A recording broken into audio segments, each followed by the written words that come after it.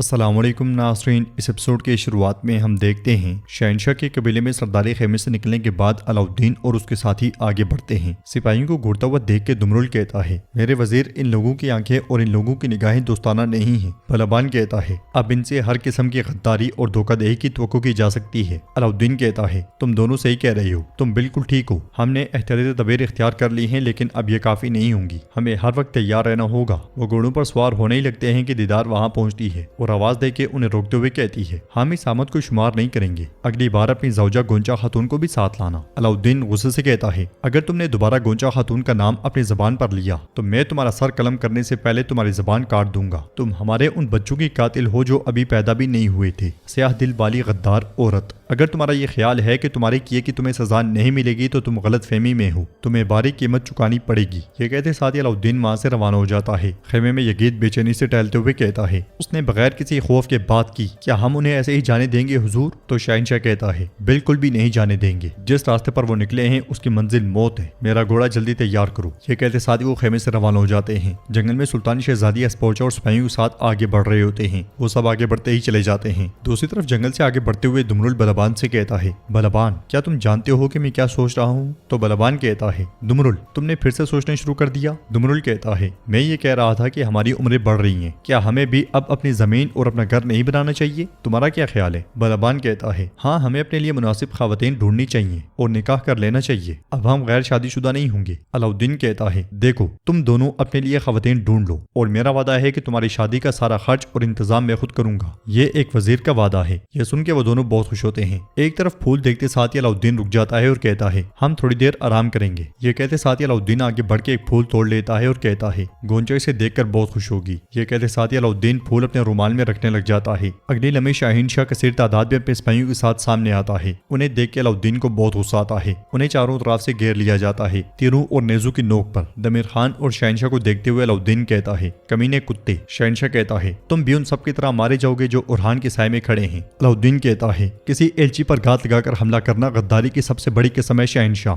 Damir Khan कहता है, तुम सिर्फ मुसीबत के एलची हो सकते हो, बुज़दिल वजीर। शहनशाह के हुक्म पे सिपाही हमला कर देते हैं। वो तीनों भी मुज़ाहमत करने लग जाते हैं, मगर इब्तिदा में ही अलाउद्दीन जख्मी हो जाता है और उसके सीने के पास तीर आ लगता है। वो तीर निकाल के एक सिपाही की जिस्म में गाड़ देता है। अगला तीर दुमरुल को भी आ लगता है और बलबान को भी। एक सिपाही नेज़े से बलबान पर वार करता है, मगर बलबान पलटते साथ ही उसे मौत के घाट उतार देता है। अलाउद्दीन की मुज़ाहमत भी जारी होती है और वो लड़ते लड़ते खंजर शहनशाह की तरफ फेंकता है, मगर शहनशाह एकदम से बच जाता है। ये देखकर सिपाही रस्के लेके आगे बढ़ते हैं। सिपाही दुमरुल के मुंह पर नेज़ा दे मारता है। बलबान की टांग पर पीछे से वार होता है और वो भी जमीन पे गिर जाता है। उमर रस्सी फेंककर बलबान को दबोच लेता है और दूसरे सिपाही अलाउद्दीन और बाकियों को भी। ये देख के दमीर खान आगे बढ़ता है और कहता है, क्या सुल्तान उरहान ने तुम्हें रोटी नहीं खिलाई? बलबान कहता है, अल्हम्दुलिल्लाह, हमने तुम्हारी तरह कोई हराम का लुकमा नहीं खाया। ये सुनते साथ ही दमीर खान नेज़ा उसके पेट में घूम देता है। ये मंजर देख के दुमरुल और अलाउद्दीन चिल्ला उठते हैं, बलबान बलबान बलबान। नेज़ा वापस निकाला जाता है तो बलबान जमीन पे गिर जाता है। दुमरुल चिल्लाते हुए मुसलसल उसे पुकार रहा होता है। अलाउद्दीन भी जोर आजमाई करते हुए उसकी जानिब बढ़ने की कोशिश करता है। यजीद आगे बढ़ता है और तलवार दुमरुल के पेट में घूम देता है। तलवार उसके जिस्म से आर पार हो जाती है। ये मंजर देख के अलाउद्दीन तड़प उठता है, नहीं नहीं नहीं दुमरुल। यजीद दुमरुल से कहता है,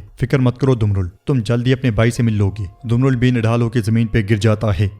अलाउद्दीन खुद को घसीटते हुए उसके पास आता है तो शहनशाह आगे बढ़ता है। अलाउद्दीन चिल्लाते हुए कहता है, मैं तुम सबको मार दूंगा, तुम सबको, कमीनों कुत्तों। ये सुनते साथ ही शहनशाह तलवार बेनियाम करता है और आगे बढ़ते हुए अलाउद्दीन के पेट में घोम देता है। अलाउद्दीन मजबूत खड़े रहने की भरपूर कोशिश करता है। शहनशाह उससे कहता है, तुम दोनों ने सल्तनत और वजारत का खेल खेला, लेकिन तुम्हारे हर कदम ने तुर्कों को सिर्फ दुख और तकलीफ दी। अब ये खेल खत्म हो चुका है, सब कुछ खत्म हो गया। तुम्हारे बाद में सुल्तान उरहान की हुक्मरानी का भी खात्मा कर दूंगा। अलाउद्दीन उससे कहता है, हमारी हुक्मरानी हक पर मबनी है, जबकि तुम्हारी हुक्मरानी लालच पर कायम है। तुम एक बिके हुए कुत्ते हो शहनशाह सरदार, तुम्हारी इससे बढ़ के कोई औकात नहीं, तुम बस सिर्फ एक कुत्ते हो। ये सुनते साथ ही शहनशाह एक और वार करने ही लगता है कि उसे तीर आ लगता है। तीर मारने वाले उस्मानी सिपाही होते हैं। तीर बरसते हुए देख के वो सब शहनशाह को लेके भाग पड़ते हैं और दूर जाके सब दरख्तों की ओड़ में छुप जाते हैं। वहां आने वाले दो सिपाही मुसलसल उन पे तीर बरसाते ही चले जाते हैं। अलाउद्दीन दुमरुल के पास आकर कहता है, भाई दुमरुल, मरना मत, मेरे बहादुर, होश में आओ। तो दुमरुल कहता है, मेरे वजीर, वजीर आप जाइए,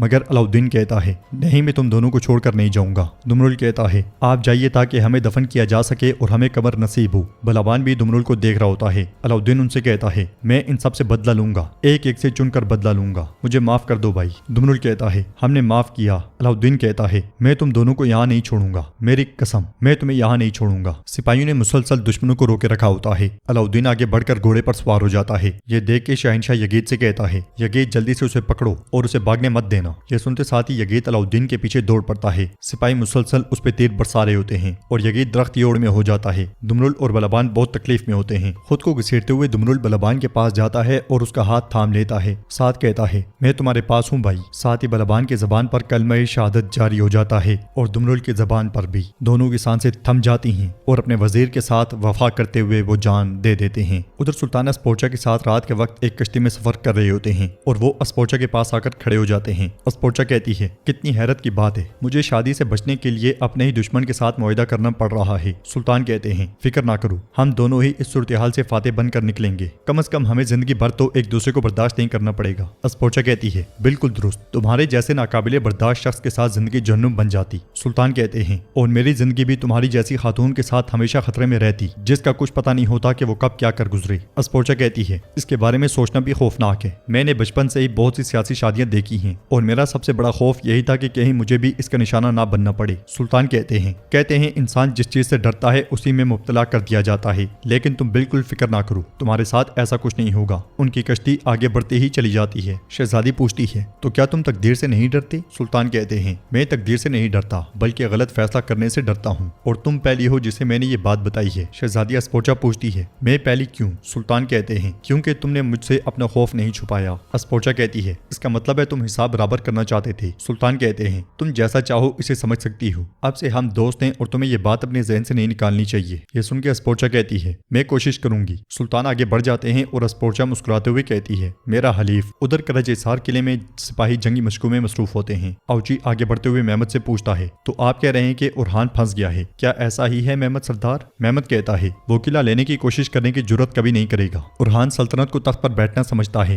वो सिर्फ अपनी सल्तनत की हिफाजत करना नहीं बल्कि अपनी फतूहात को बचाना भी सीखेगा। इस्लामी किले के सामने बहुत सी मशलें रोशन हो जाती हैं। ये देखकर सिपाही मेहमद को आवाज देता है और कहता है मेरे सरदार चरवाहों की आग जल रही है। ये सुन के मेहमद तेजी के साथ बुलंदी पर जाता है और ये सारा मंजर देखते हुए औची कहता है हम इतनी आसानी से कैसे मुहासरे में आ गए मेहमद सरदार? क्या आपने नहीं कहा था कि आपके जंगजू बहुत ताकतवर हैं? मेहमद कहता है बात उसकी नहीं है कि सुल्तान उरहान आया है या नहीं, वो आ चुका है लेकिन वो लड़ने आया है, फतह के लिए नहीं। आने वाली अफवाज के साथ इन फसीलों के सामने उसे ऐसी इबरतनाक शिकस्त होगी जिसका उसे अंदाजा भी नहीं। चलो जंगी पोजीशन संभालो सिपाहियों। किले के सामने जंगी तबल बजाया जा रहा होता है। जेरकुताई ने 2 मशलें उठाई होती हैं और वो कहता है तबल इतने जोर से बजाओ कि दुश्मन को हमारी मौजूदगी का एहसास अपने पीछे महसूस हो। आइकुत कहता है जो आग हमने लगाई है वो पूरे जंगल में फैल चुकी है और जो भी उसे देखेगा वो यही समझेगा कि यहाँ एक बहुत बड़ी फौज मौजूद है। जेरकुताई कहता है आइकुत किले के शुमाल में वाकई जंगल में भी आग लगा दो। तुरान कहता है फजर तक उसे जलाए रखो ताकि मेहमद सरदार की रात सख्त परेशानी में गुजरे। ये सुनते साथ ही आइकुत चला जाता है। सामने बहुत बड़ी तादाद में मशलें देख के मेहमद की परेशानी में इजाफा होता ही चला जाता है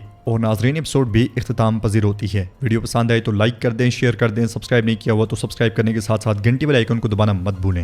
मिलते हैं इंशाअल्लाह नेक्स्ट वीडियो में, तब तक के लिए रखें अपना और अपनों का बहुत ज्यादा ख्याल। अल्लाह निगहबान।